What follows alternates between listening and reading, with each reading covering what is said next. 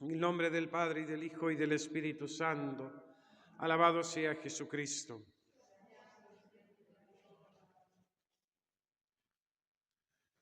Concluye esta octava de la Epifanía celebrando el misterio del bautismo del Señor. Han pasado 30 años rápidamente en la liturgia, desde el día 6, donde contemplábamos al divino infante, adorado por esos 3 magos venidos desde el oriente, guiados por la estrella, al día de hoy, en los que nuestro Señor Jesucristo, ya con 30 años, se suma a aquella multitud que corre al río Jordán para ser bautizada por Juan el Bautista, en ese deseo de conversión, en esa contrición por los propios pecados, en el deseo de juzgarse ante Dios para no ser juzgado después en el último momento cuando nos tengamos que presentar ante Él. El bautismo de Juan, lógicamente, es distinto al bautismo cristiano. Era la buena voluntad, el deseo de aquellos hombres que, arrepentidos de sus culpas, querían disponerse para la llegada del Mesías. Lo hacían confesando sus pecados, manifestando su arrepentimiento con aquel rito sencillo de derramar agua sobre sus cabezas que Juan el Bautista realizaba. No era el único modo de expresar la penitencia y el deseo de conversión que el pueblo judío tenía. En la liturgia católica conservamos también la tradición del Antiguo Testamento de usar la ceniza como expresión de este mismo deseo.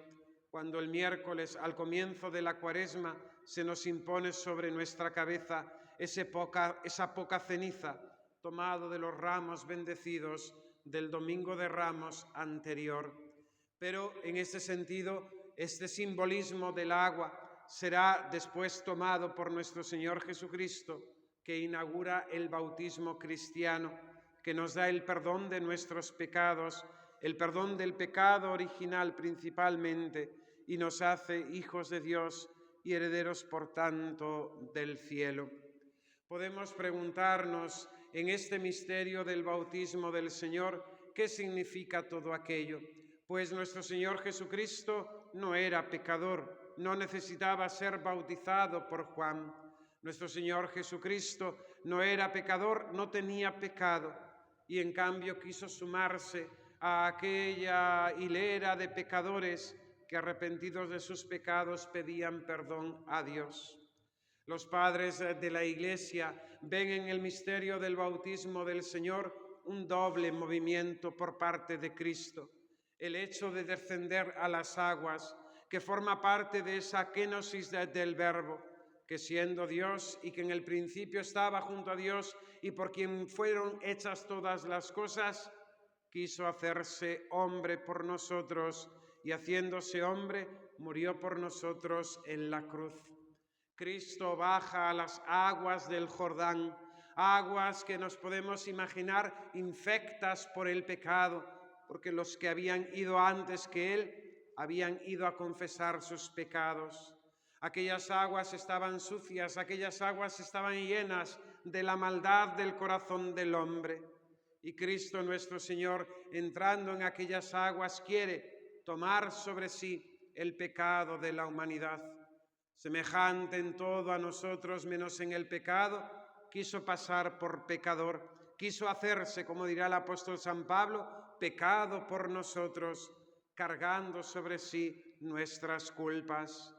Ahí entendemos, por tanto, también la expresión de Juan el Bautista, cuando lo señala en medio de la multitud: «Ecce agnus Dei, ecce qui tollit peccata mundi». Este que viene a bautizarse no es cualquiera, es el Cordero de Dios que quita el pecado del mundo, es el que ha venido a ofrecerse en oblación y sacrificio por nosotros y por todos los hombres. Es aquel que como cordero llevado al matadero será el cordero de la expiación, que el sumo sacerdote una vez al año, imponiéndole las manos, expulsaba fuera de la ciudad de Jerusalén para que muriera en el desierto, expiando así los propios pecados y los pecados del pueblo. Ecce agnus Dei, et sequitolit peccata mundi.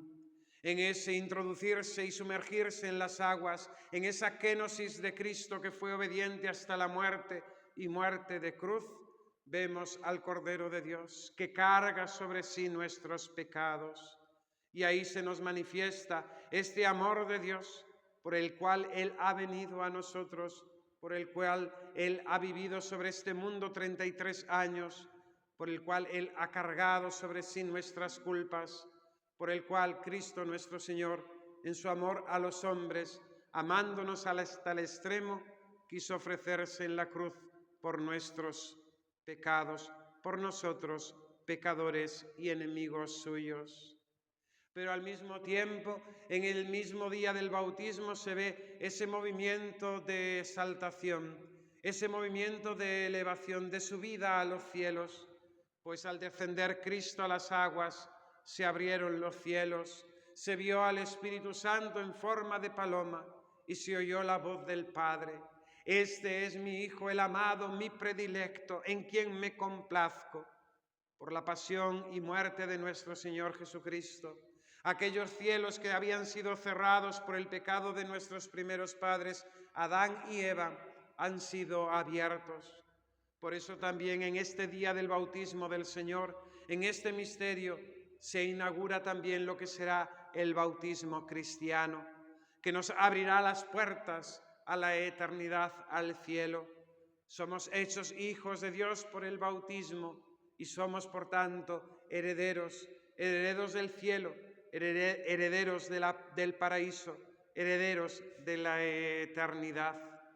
Un día el del bautismo de nuestro Señor, para agradecer, para meditar, para contemplar este amor de Dios que nos ha amado tanto hasta el extremo, haciéndose cordero, inmolado por nosotros, y al mismo tiempo de pedir fuerzas, de renovar aquellas promesas de nuestro bautismo, cuando renunciamos a Satanás, al mundo y a sus pompas y vanidades, y profesamos nuestra fe en la Trinidad, en Dios que es Padre, Hijo y Espíritu Santo. Vivir como hijos de Dios, vivir según nuestra condición cristiana. Por eso se hacen hoy, resuenan hoy, aquellas palabras de aquel sermón de Navidad del Papa León Magno. Reconoce, oh cristiano, tu dignidad y vive como ella. Pues tristemente tenemos que confesar que hemos vivido muchas veces, que vivimos muchas veces no correspondiendo a nuestra condición de hijos de Dios. El Padre Eterno quiere pronunciar sobre cada uno de nosotros las mismas palabras que hace sobre su Hijo unigénito. Este es mi Hijo amado, mi predilecto, en quien me complazco. Porque Cristo nuestro Señor no hizo su voluntad, sino la voluntad del que le había enviado. Si nosotros queremos que el Padre se complazca también en cada uno de nosotros, sus hijos de adopción, hagamos como Cristo. Humillémonos, vivamos la santa obediencia, cumplamos su santa voluntad. No hagamos la nuestra, muramos más bien a nuestra propia voluntad y vivamos en la voluntad de Dios. Que así sea. En el nombre del Padre y del Hijo y del Espíritu Santo. Amén.